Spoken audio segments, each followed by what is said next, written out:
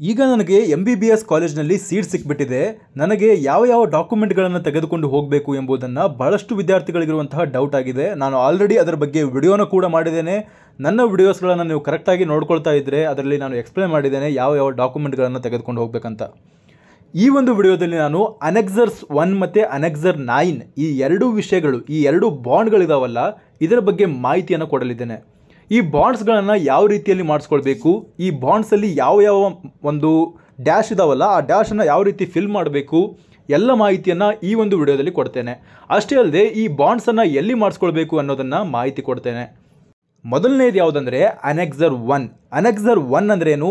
General affidavit.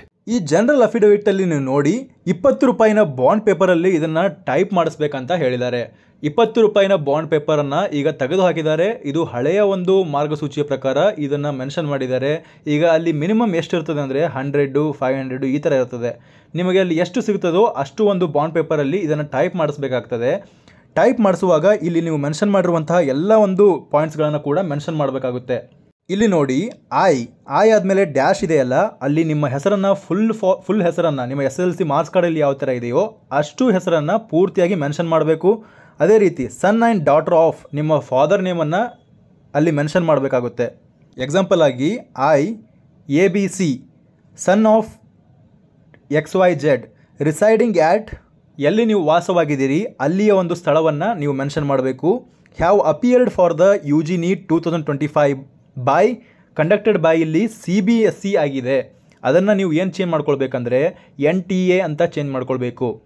ಅಂದರೆ ಈ ವರ್ಷ ಕಂಡಕ್ಟ್ ಮಾಡಿರೋದು NTA ಕಂಡಕ್ಟ್ ಮಾಡಿದೆ. ಅಂದರೆ ಕೆಲವೊಂದು ವರ್ಷಗಳಿಂದ ಅದು NTA ಸಬ್ಮಿಟ್ ಮಾಡಿರೋದ್ರಿಂದ, ಮೊದಲು ಎಲ್ಲ CBSE ಕಂಡಕ್ಟ್ ಮಾಡ್ತಾ ಇತ್ತು, ಬಟ್ ಕೆಲವೊಂದು ವರ್ಷಗಳಿಂದ ಇದು NTA ಕಂಡಕ್ಟ್ ಮಾಡ್ತಾ ಇರೋದ್ರಿಂದ NTA ಅಂತ ಮೆನ್ಷನ್ ಮಾಡಬೇಕು. ಅದಾದಮೇಲೆ ನಿಮ್ಮ ರೋಲ್ ನಂಬರ್ ಏನಿರ್ತದೆ ಮತ್ತು ರಿಜಿಸ್ಟರ್ ನಂಬರ್ ಏನಿರ್ತದೆ ಅದನ್ನು ಮೆನ್ಷನ್ ಮಾಡಬೇಕಾಗುತ್ತೆ. ಅಂದರೆ ನೀಟ್ನ NTAದಲ್ಲಿ ನೀವು ಏನು ಕೊಟ್ಟಿದ್ದೀರೋ ಆ ಒಂದು ರೋಲ್ ನಂಬರನ್ನು ಮತ್ತು ರಿಜಿಸ್ಟರ್ ನಂಬರನ್ನು ಹಾಕ್ಕೊಂಡು ನೀವು ಎಷ್ಟು ಮಾರ್ಕ್ಸನ್ನು ತೆಗೆದುಕೊಂಡಿದ್ದೀರಿ, have secured dash score in the set test, ಅಂದರೆ ಈ ನೀಟಲ್ಲಿ ಎಷ್ಟು ಮಾರ್ಕ್ಸನ್ನು ತೆಗೆದುಕೊಂಡಿದ್ದೀರೋ ಅದನ್ನು ಇಲ್ಲಿ ಮೆನ್ಷನ್ ಮಾಡಬೇಕಾಗುತ್ತೆ. ಆದ್ದರಿಂದ ಈ ಡ್ಯಾಶಲ್ಲಿ ಏನನ್ನು ಫಿಲ್ ಮಾಡಬೇಕು ಅನ್ನೋದನ್ನು ನೀವು ಮುಂಚೆನೇ ಒಂದು ಪೆನ್ನಲ್ಲಿ ಅಥವಾ ಪೆನ್ಸಿಲಲ್ಲಿ ನೀವು ಬರ್ಕೊಂಡು ಇದನ್ನು ಜೆರಾಕ್ಸ್ ತೊಗೊಂಡು ಬರ್ಕೊಂಡು ಆಮೇಲೆ ಹೋಗಿ ಟೈಪ್ ಮಾಡಿಸೋದಕ್ಕೆ ಹೋಗಿ. ಇದನ್ನು ಟೈಪ್ ಮಾಡಿಸ್ಕೊಳ್ಳೋದು ಎಲ್ಲಿ ಮಾಡಿಸ್ಕೊಳ್ಬೇಕಂದ್ರೆ, ಈ ಬಾಂಡ್ ಪೇಪರ್ಗಳು ಎಲ್ಲಿ ಸಿಗ್ತಾವಂದರೆ ನೀವು ಇಮಿಡಿಯೇಟ್ಲಿ ಏನು ಮಾಡಬೇಕಂದ್ರೆ ನಿಮ್ಮ ನಿಯರ್ ಬೈ ಇರುವಂತಹ ಕೋರ್ಟ್ಗಳಿರ್ತಾವಲ್ಲ, ಕೋರ್ಟ್ ಹತ್ತಿರ ಇರುವಂತಹ ಸೈಬರ್ ಸೆಂಟರ್ಗಳಲ್ಲಿ ನೀವು ಹೋದರೆ ಅಲ್ಲಿ ಅವರು ಟೈಪ್ ಮಾಡ್ತಾ ಇರ್ತಾರೆ. ಅವರು ಟೈಪ್ ಮಾಡಿಕೊಂಡು ಅದರ ಮೇಲೆ ನೋಟರಿಯವರ ಸೈನ್ ಕೂಡ ಹಾಕಿಸ್ಕೊಂಡು ಬರ್ತಾರೆ. ಅದಕ್ಕೆಲ್ಲ ನೀವು ದುಡ್ಡು ಕೊಟ್ಟರೆ ಮುಗೀತು, ನಿಮ್ದು ಎಲ್ಲವನ್ನು ಕ್ರಿಯೇಟ್ ಮಾಡಿ ಅವರು ಕೊಟ್ಟು ಬಿಡ್ತಾರೆ. ಈ ಎರಡು ಅನೆಕ್ಸರ್ 1 ಮತ್ತು ಅನೆಕ್ಸರ್ 9 ಮುಂದುವರೆದು ಇಲ್ಲಿ ನಿಮಗೆ ಯಾವುದೇ ಒಂದು ಪಾಯಿಂಟ್ಸನ್ನು ನಿಮಗೆ ಮೆನ್ಷನ್ ಮಾಡುವಂತಹ ಅವಶ್ಯಕತೆ ಇರೋದಿಲ್ಲ. ಸೇಮ್ ಟು ಸೇಮ್ ಇಲ್ಲಿ ಏನು ಕೊಟ್ಟಿದ್ದಾರೋ ಅದನ್ನೇ ನೀವು ಮೆನ್ಷನ್ ಮಾಡಬೇಕಾಗುತ್ತೆ. ಮುಂದುವರೆದು ಡೇಟನ್ನು ಮತ್ತು ಪ್ಲೇಸನ್ನು ಮೆನ್ಷನ್ ಮಾಡ್ತೀರಾ, ಕ್ಯಾಂಡಿಡೇಟ್ ಸಿಗ್ನೇಚರ್ ಹಾಕ್ತೀರಾ. ಅದಾದಮೇಲೆ ನಿಮಗೆ ನೋಟರಿ ಸಿಗ್ನೇಚರನ್ನು ಕೂಡ ಅವರೇ, ನಿಮಗೆ ಸೈಬರ್ ಸೆಂಟ್ರಿಗೆ ಹೋಗಿರ್ತಿರಲ್ಲ ಅವರೇ ನಿಮಗೆ ನೋಟರಿ ಸಿಗ್ನೇಚರನ್ನು ಮಾಡಿಸ್ಕೊಂಡು ಬರ್ತಾರೆ.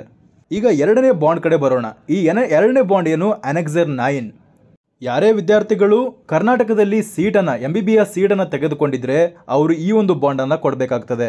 ಇದನ್ನು 100 ರೂಪಾಯಿ ಇರುವಂತಹ ಈ ಸ್ಟ್ಯಾಂಪ್ ಪೇಪರಲ್ಲಿ, ಅಂದರೆ ಬಾಂಡ್ ಪೇಪರಲ್ಲಿ ನೀವು ಪ್ರಿಂಟ್ ಮಾಡಿಸ್ಬೇಕಾಗ್ತದೆ, ಅಂದರೆ ಟೈಪ್ ಮಾಡಿಸ್ಬೇಕಾಗುತ್ತೆ.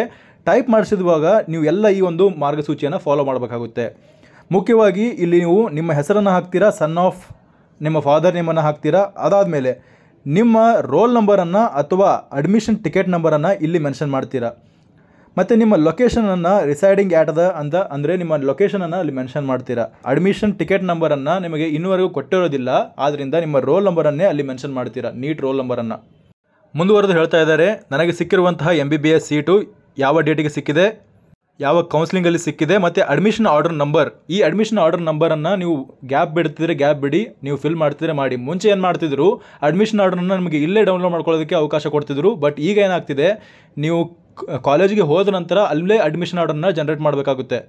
ಅಲ್ಲಿ ಅಡ್ಮಿಷನ್ ಆರ್ಡರನ್ನ ಜನರೇಟ್ ಮಾಡಿದ್ಮೇಲೆ ಅಲ್ಲಿ ನಂಬರ್ ಏನಿರ್ತದೋ ಆ ನಂಬರನ್ನು ನೀವು ಇಲ್ಲಿ ಮೆನ್ಷನ್ ಮಾಡಬೇಕಾಗುತ್ತೆ. ಆದ್ದರಿಂದ ಇದನ್ನು ಬ್ಲ್ಯಾಂಕ್ ಬಿಡ್ಕೊಂಡು ಹೋಗಿ ಅಲ್ಲಿ ನೀವು ಕಾಲೇಜಲ್ಲಿ ಫಿಲ್ ಮಾಡ್ಕೊಳ್ಬೋದಾಗಿರುತ್ತೆ.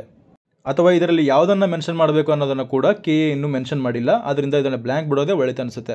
ಹಾಗೆ ಡೇಟನ್ನು ಮೆನ್ಷನ್ ಮಾಡ್ತೀರಾ, ಡೇಟನ್ನು ಮೆನ್ಷನ್ ಮಾಡಿ ಇದನ್ನು ಕೂಡ ನೀವು ಸಿಗ್ನೇಚರನ್ನು ಹಾಕ್ತೀರಾ.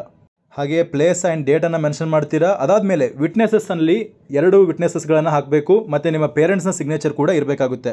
ಮುಂದುವರೆದು ಈ ಬಾಂಡ್ಸ್ಗಳನ್ನು ಮಾಡಿಸುವಾಗ ಫಸ್ಟ್ ಪಾರ್ಟಿ ಯಾರು, ಸೆಕೆಂಡ್ ಪಾರ್ಟಿ ಯಾರು ಅನ್ನೋದನ್ನು ಮೆನ್ಷನ್ ಮಾಡಬೇಕಾಗುತ್ತೆ. ಫಸ್ಟ್ ಪಾರ್ಟಿ ನೀವಾಗಿರ್ತೀರಾ, ನಿಮ್ಮ ಹೆಸರನ್ನು ಮೆನ್ಷನ್ ಮಾಡಬೇಕು. ಸೆಕೆಂಡ್ ಪಾರ್ಟಿ ಇಲ್ಲಿ DME ಬೆಂಗಳೂರು ಆಗಿರ್ತದೆ, ಅಂದರೆ ಡೈರೆಕ್ಟರೇಟ್ ಆಫ್ ಮೆಡಿಕಲ್ ಎಜುಕೇಷನ್ ಆಗಿರ್ತದೆ. ಡೈರೆಕ್ಟರೇಟ್ ಆಫ್ ಮೆಡಿಕಲ್ ಎಜುಕೇಷನನ್ನು ನೀವು ಸೆಕೆಂಡ್ ಪಾರ್ಟಿಯಲ್ಲಿ ಮೆನ್ಷನ್ ಮಾಡ್ಬೋದು. ಕೆಲವೊಬ್ಬರು ಕಾಲೇಜನ್ನು ಮೆನ್ಷನ್ ಮಾಡ್ತಾರೆ, ಅದು ಕೂಡ ಪ್ರಾಬ್ಲಮ್ ಇಲ್ಲ. KEಯನ್ನು ಮೆನ್ಷನ್ ಮಾಡ್ತಾರೆ, ಅದು ಕೂಡ ಪ್ರಾಬ್ಲಮ್ ಇಲ್ಲ. ಆದರೆ ಸ್ಟ್ಯಾಂಡರ್ಡನ್ನು ಮೇಂಟೈನ್ ಮಾಡಬೇಕಂದ್ರೆ DME ಬೆಂಗಳೂರು ಅಂತ ಮೆನ್ಷನ್ ಮಾಡ್ಬೋದಾಗಿರುತ್ತೆ. ಡೈರೆಕ್ಟರೇಟ್ ಆಫ್ ಮೆಡಿಕಲ್ ಎಜುಕೇಷನನ್ನು ಮೆನ್ಷನ್ ಮಾಡ್ಬೋದಾಗಿರುತ್ತೆ. ಅಷ್ಟೊಂದು ಕಾಂಪ್ಲಿಕೇಟ್ ಏನಿಲ್ಲ, ಇದನ್ನು ಮಾಡಿಸೋದು ಭಾಳಷ್ಟು ಈಸಿಯಾಗಿರ್ತದೆ. ನೀವು ಕೋರ್ಟ್ ನಿಯರಿಗೆ ಹೋಗಿ ಅಲ್ಲಿ ನಿಮಗೆ ಈ ಬಾಂಡ್ ಪೇಪರನ್ನು ಟೈಪ್ ಮಾಡಿಸಿ ಅಂತ ಹೇಳಿದ್ರೆ ಟೈಪ್ ಮಾಡಿಕೊಂಡು ಅವರೇ ನೋಟರಿಯನ್ನು ಮಾಡಿಸ್ಕೊಂಡು ಬರ್ತಾರೆ. ಅದನ್ನು ತೆಗೆದುಕೊಂಡು ನೀವು ಕಾಲೇಜಿಗೆ ಹೋಗಿ ಅಡ್ಮಿಷನ್ ಪ್ರೊಸೀಜರನ್ನು ಮುಗಿಸ್ಕೊಳ್ಬೋದಾಗಿರುತ್ತೆ. ಇದಿಷ್ಟಾಗಿತ್ತು ಈವರೆಗಿನ ಮಾಹಿತಿ. ಈ ಮಾಹಿತಿ ನಿಮಗೆ ಇಷ್ಟವಾಗಿದ್ದರೆ ಚಾನಲ್ನ ಸಬ್ಸ್ಕ್ರೈಬ್ ಮಾಡ್ಕೊಳ್ಳಿ, ಹಾಗೆ ನಿಮ್ಮ ಫ್ರೆಂಡ್ಸ್ಗಳಿಗೂ ಈ ವಿಷಯವನ್ನು ಶೇರ್ ಮಾಡಿ. ಧನ್ಯವಾದಗಳು.